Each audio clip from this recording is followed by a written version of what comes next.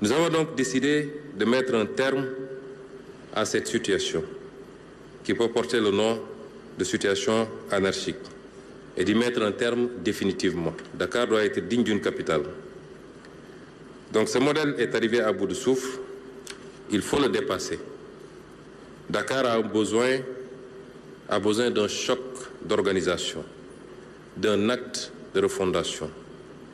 C'est pourquoi le président de la République, en lien avec le gouvernement et sous l'impulsion directe de la nouvelle gouvernance souverainiste et patriotique que nous incarnons, a décidé d'un tournant historique.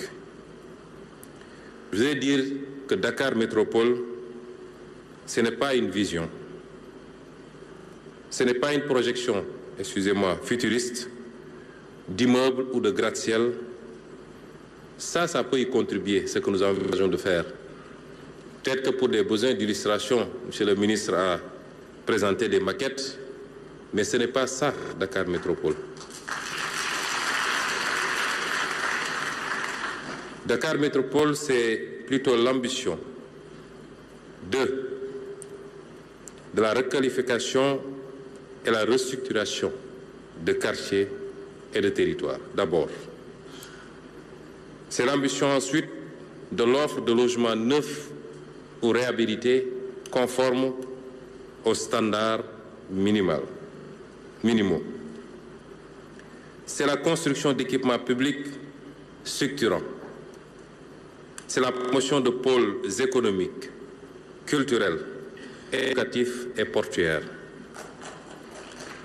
Dakar Métropole, c'est aussi un projet de résilience écologique et d'équité environnementale. C'est la création de grands parcs métropolitains, évidemment la réhabilitation de certains parcs comme Anne, comme Technopole, comme Kermassar. C'est la réhabilitation du littoral contre l'érosion côtière. C'est le déploiement des mobilités douces, transports propres, les bateaux-taxis. On a présenté tout à l'heure un projet de téléphérique Dakar-Gorée.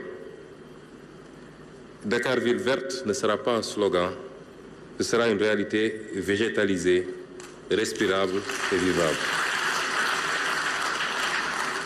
Le pôle de Dakar doit se réinventer pour demeurer un territoire résilient, attractif et capable de soutenir le développement national. Il ne s'agit pas seulement de penser la capitale comme une ville, mais comme un acteur central de la stratégie territoriale.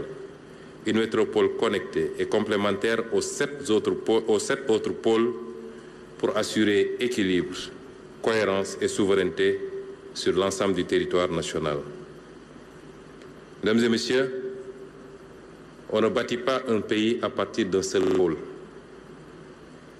Et tant que le Sénégal n'aura pas réussi, je ne donnerai même pas l'exemple des pays connus pour leur développement depuis très longtemps, mais je parle des pays émergents, même sur le sol africain, tel que le Maroc.